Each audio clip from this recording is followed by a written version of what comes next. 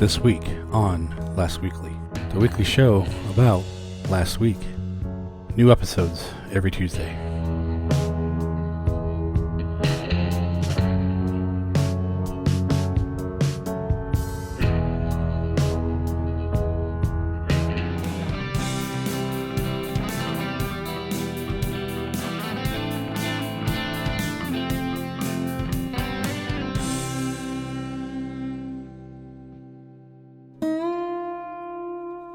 So, we were asked by a realtor to make some coasters.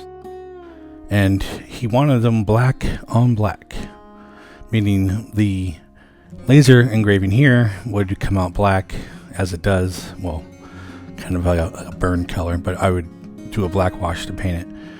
And we would stain these coasters black.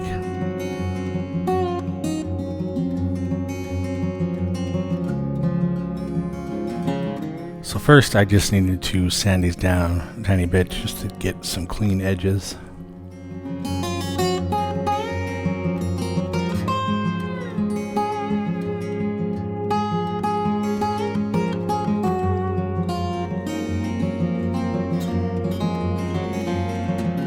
So this stain is a water-based stain. And I don't know, for whatever reason, I don't like them. They don't come out looking like an oil-based one. They don't seem to absorb into the wood like the oil-based ones. And usually you can still see the brush strokes. And I just never really liked it. I bought this one by accident. And I just thought I would try it here. And as you can see, it's not absorbing. And you can see the brush strokes, and it just doesn't look good, even after several coats.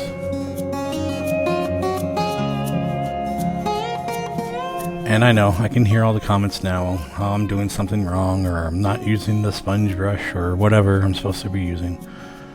But I've tried all those too, and I don't know, maybe I am doing something wrong, but either way, I've never gotten it to come out looking good.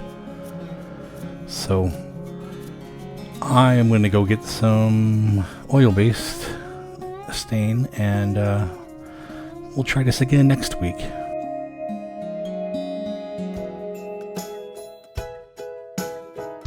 Now I do have some router bases to laser engrave and cut out.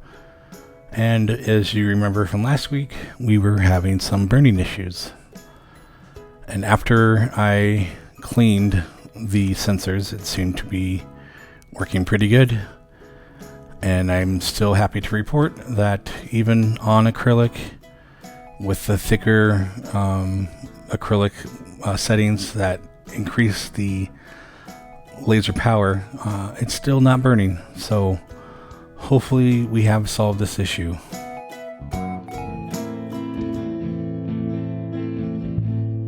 This is one of the other Annabelle, Conjuring, warrens, signs that I make. And as you will notice here, right there, I tore the template. And I didn't even pay attention until right here. Yeah, so just undo this and put it back how it was. Now, usually I will print out this template as I did here and use that to paint the sign. What I did here by mistake was to pull off the template itself rather than the inside characters and lines that should be painted. But here we go, all pretty much back to normal, and finish weeding out the template as I should have done in the beginning.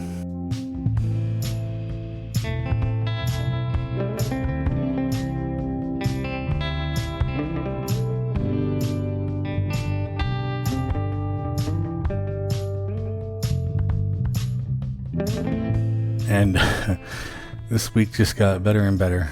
I glued this sign onto the back of another piece, and I quickly pulled it off again because it wasn't the right piece. I had two different sizes here. But as you can see here, this is a backer piece, and it's got a hole cut out for a nail to be inserted into to use as a hook. I've been starting to add these to a lot of my signs, the laser cut signs, instead of just giving out the 3M command strips that I usually do. And you can see now that I'm going to glue it back on to the correct sign, and then it's all good.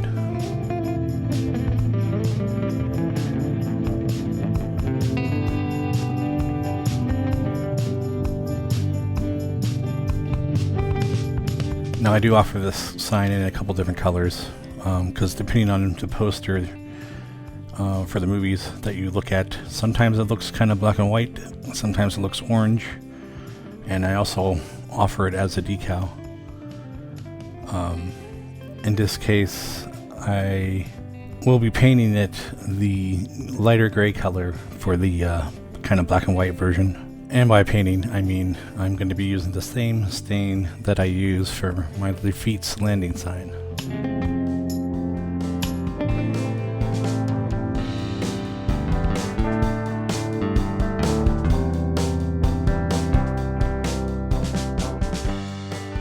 And since it's stained, obviously I wanted this to be a little more transparent, and so you can still see the wood grain.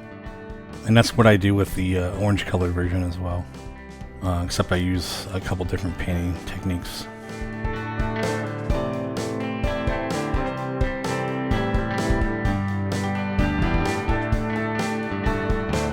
And I'm just going to clear coat it before painting on the template.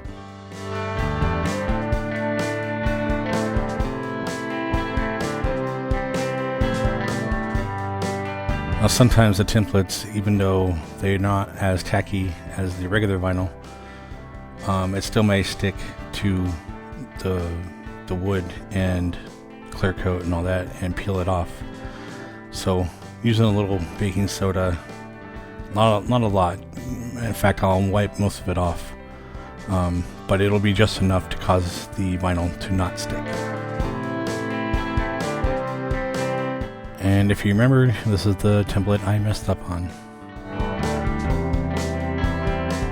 And I'm just going to be using some masking tape here to help me transfer it to the piece of wood in one piece without ruining the shape or the characters or anything.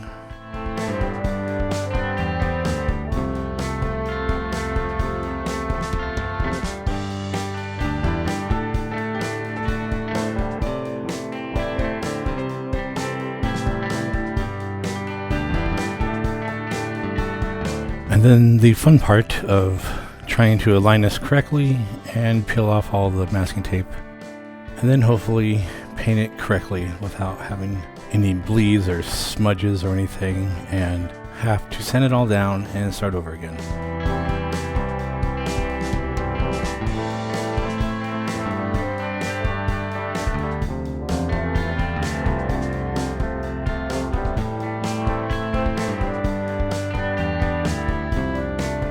So as you maybe have seen me do in the past, I usually do a clear coat first, just to help stop any paint trying to bleed under the template. And as I'm painting the black, you'll see I'm trying to paint a little farther away, do a little bit at a time, again to try to stop any bleeding.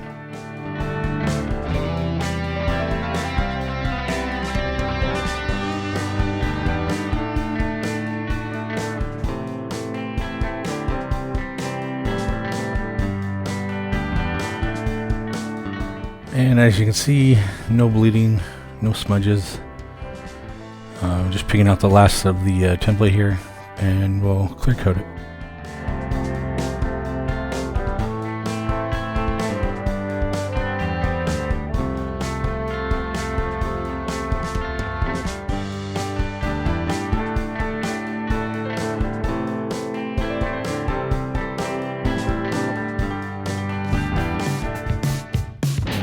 this is one of the ways I've been helping my brother out using the CNC, is making these arches. It's the top of the sign, one of the Warrens from the Conjuring, one of the signs he does on his Etsy account.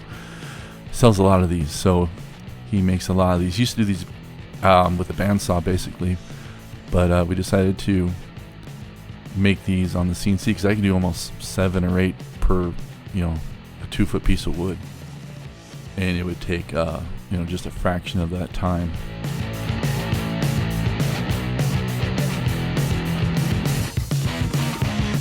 And after I get them all cut out, I come over here to this little sander and sand off the edges and the tabs. So when you're doing these on the CNC, you have to have these little tabs on each edge, so when the CNC is cutting around, that they don't come loose. So it's like a little part of there it is right there. Now you can see what I'm talking about. But anyway, that's what connects it to the wood. You just break that off and you bring it over to the sander, sand it off, and it's like it was never there.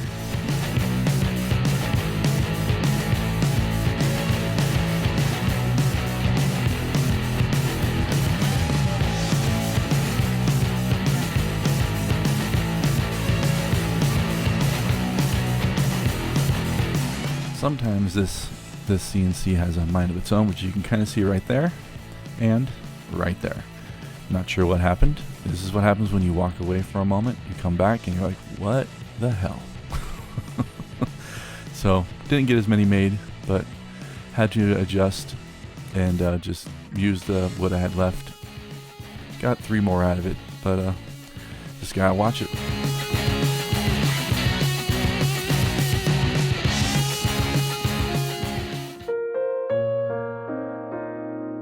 And now that the laser seems to be doing better and not burning everything, I had a little backlog of signs that I was waiting to finish, and this is one of them.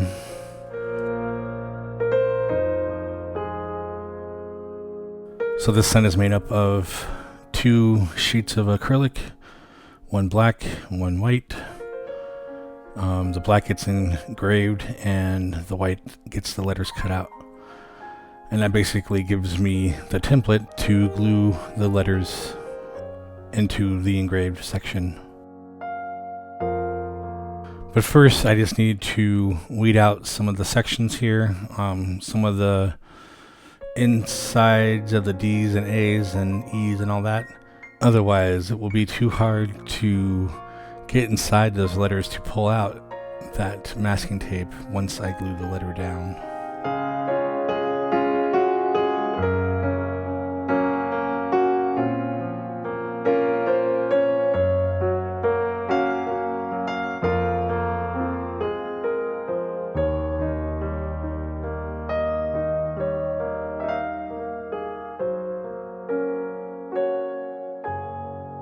Then I have to peel it off the fronts and backs of every letter.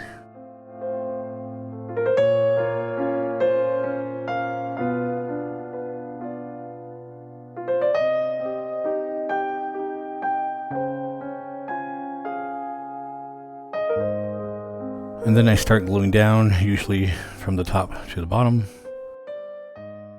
Some of the spacing of the letters is a bit too small to just let glue run all over the place. So they make these little plastic needle points to stick over the glue lid, and you can get a minimal amount of glue where you need it to be.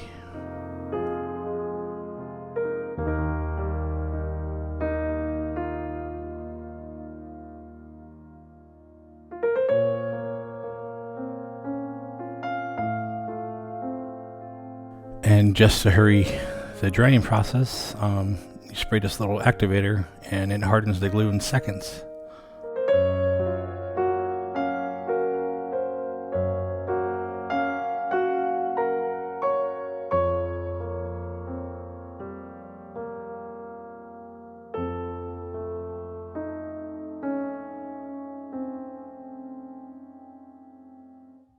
And as you can see, I pre-lifted that corner in order for me to be able to pull up this masking tape.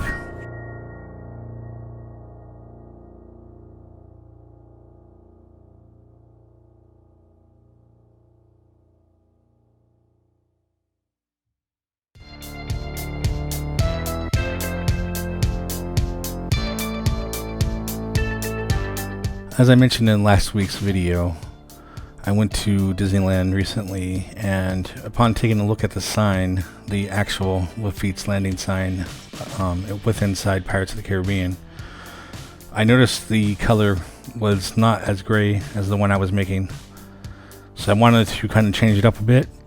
I'm going to be adding in a little bit of walnut color, and then instead of adding multiple coats, I'm just going to do kind of one coat and maybe try to sand that back a little bit to bring back some of the natural wood color. Alright, not quite there, so I'll add a little more.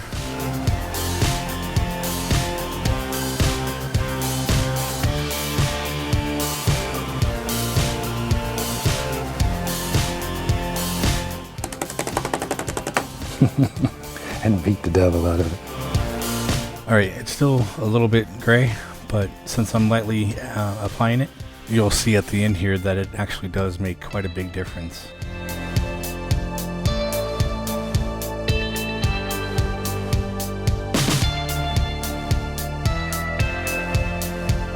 So I'm just kind of rubbing it in here and just making sure that it's all consistent, and this is how it turned out.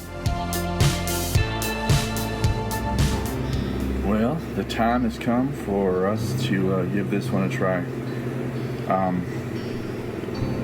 Did a lot of research on how to print this out. Most people say use V-Carve, but V-Carve is kind of expensive, and the trial won't let you export the G-code over to easel, which is what I use because I'm already paying for easel. But I found a way to do it, and I'll try and get it all on video here. Basically what you're going to do is, well, actually, let me get it on video and I'll explain while I'm doing it. But anyway, here's spray painted this silver, so the top will be silver. Got it. Not going to screw it down this time, and I took off our cheap MDF because I think it's not level enough, where I want it to be perfectly level when I do this. So I just got the clamps that come with the X-Carve. Anyway, it's a 2 foot by 2 foot piece of MDF, which is what we're going to be carving into today. So the way this works is easel will not do all this at one time. It's just too much detail for this program to handle. So it will not show you even I can't even do a detailed view of it. I can't simulate it. It'll just time out basically. So what you gotta do is you gotta do it in pieces.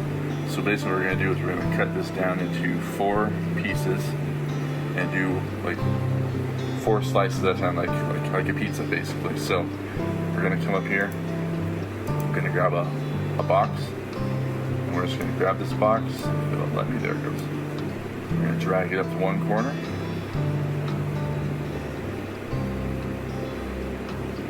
If it'll go. Anyway, we're going to drag it. We're going to cover half of this. So if this is 24, we're going to go down to 12. And it might overlap a little bit, just so when it prints out I don't miss any information there. So we're going to do that. And then make sure this is set to 0.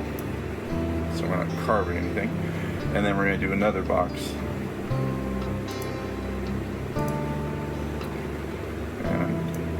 Do the same thing, but we're going to go from top to bottom, or bottom to top here. Once again, 24 inches across, we're going to go over to 12, or a little bit short of 12, and go up. So basically, so now we know whatever's showing is what's going to be carved out. So we're going to start off with this bottom left piece of it, and now we can do this. So now we come over here and we can see that it's not showing much detail, but if I hit the detail view button, so this is what it won't do when you show the whole project at once. It will not generate this detailed preview. It actually doesn't seem to be doing it right now either. So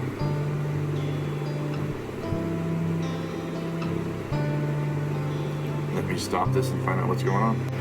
Alright, so here we go. Got it broken down into 4 parts now. So I'm going to start with this front bit. As you can see here, I have it just each individually done here. So we got this part, we got this part, we got this part, we got this part. We're going to start with this one. So now that we have it broken up like this, I should be able to come over here and let's see, trying this live on camera, so let's see if this works. But I should be able to see the detailed view now. And it looks like, yep, we're doing it. So now what that means is, there we go. We can actually see what it's going to look like before I start the print. And I can even simulate, and it'll tell me how long it's going to take to print this out. Okay, so we're just going to use a 60-degree V-bit to do this. So we won't be changing bits, won't be doing 2 passes, just 1 pass the whole time. And there we go. It's going to take about an hour, an hour and 41 minutes. So we're going to do that times 4. So it can take a while, but when it's done, and that's not even actually all of it because I have to cut it out afterwards. So we're going to use this circle here to cut out the circle from the wood. So here we go. One thing I've learned while using this X-Carve CNC is you cannot walk away. You gotta sit here and watch the project. Even if it takes 6 hours, you should not walk away at all, because when you do, that's when things tend to go wrong, which happened here. This is a project I've been trying to do for a while, and I finally learned enough to think to start doing it, and I'm still learning apparently because I'm still messing up here. I said I was using a 60-degree bit, and apparently I'm using a 22-degree bit, so the machine didn't carve right because of the bit degree. The degree of the bit wasn't what was put in the machine, and we don't have a 60-degree bit, so I had to order one, and that's going to happen next week. One other thing I did was I looked online and saw, like we see in this picture here, using somebody else's settings, and those settings were for a bit that I thought I was using, so nothing worked out right. So what I'm going to do now is just switch from manual to automatic and get the bit that I actually need to use to do this. And like I said, we're going to try this again next week.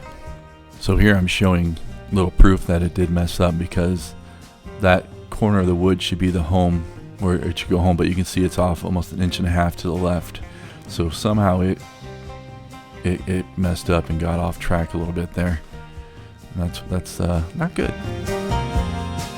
While waiting for my bit to come in the mail, because they don't sell them in the stores, I decided to do some testing. Here I'm using just a regular 1/8 flat bit just to see how it would turn out, and it actually turned out really well. So I'm just doing that one bottom left corner again. So basically I'd be doing 2 passes. I'd be doing the rough pass, which is this, and then next I put in the V-bit and do a detailed pass, which you'll see here in a moment.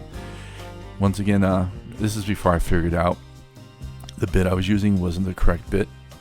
So when I put that bit back in, it went off course, cut all over this thing, and just basically messed it up. Didn't do what it was supposed to do.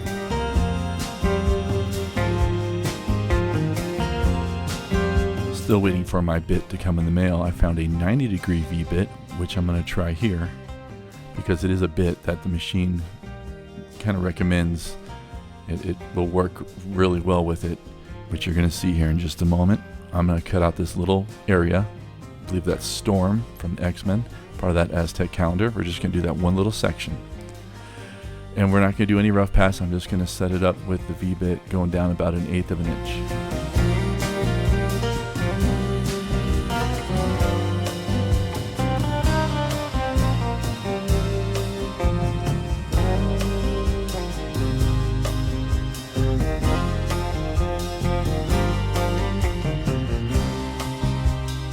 Once it started carving here, I was actually pretty surprised how well it worked.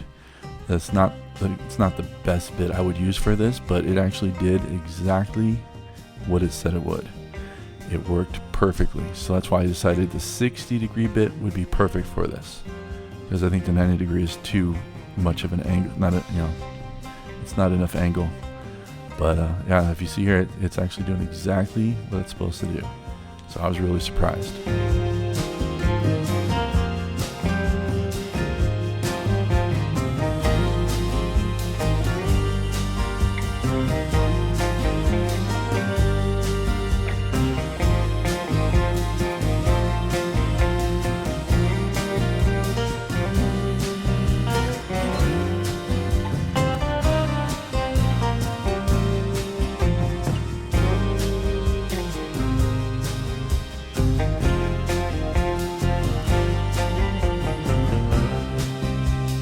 Here it is, all finished.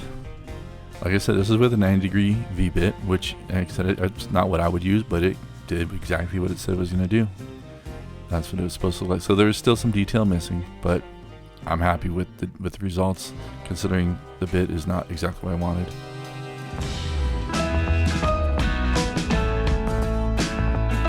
This is one of the first laser signs I actually did. Still one of the most popular. The Disneyland Entryway plaque that hangs above the tunnels as you walk in, right below the train tracks.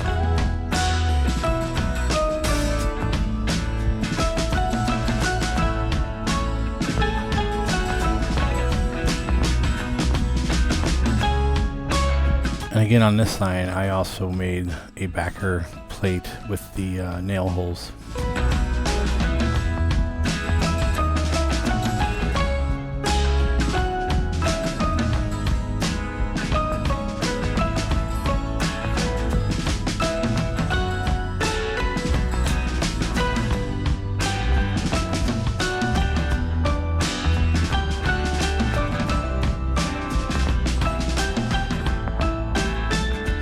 Normally I would use alcohol and get rid of the smoke effect that was left on from the laser. But this is going to get painted anyway, so it should be fine.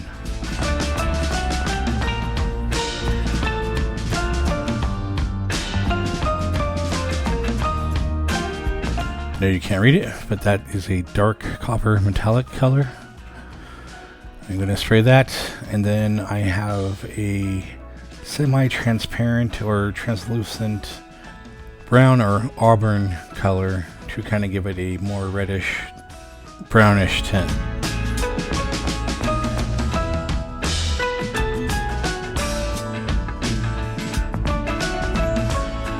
And I'll usually go back and forth until I get the color just right.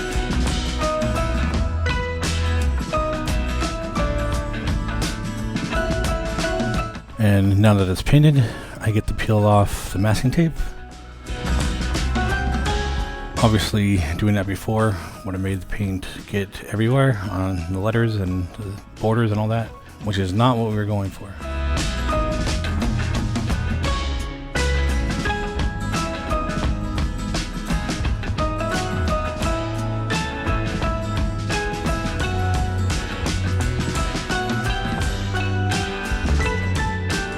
And some light sanding.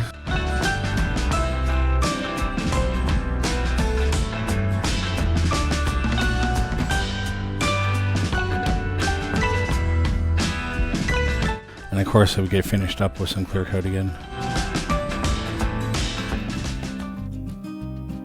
And this is a project I'm just starting. I'm still working in Photoshop. I haven't even changed anything to an SVG yet. But it will be a laser cut and an engraved project. And that's about all I'm going to say right now. You'll have to stay tuned for the next episodes.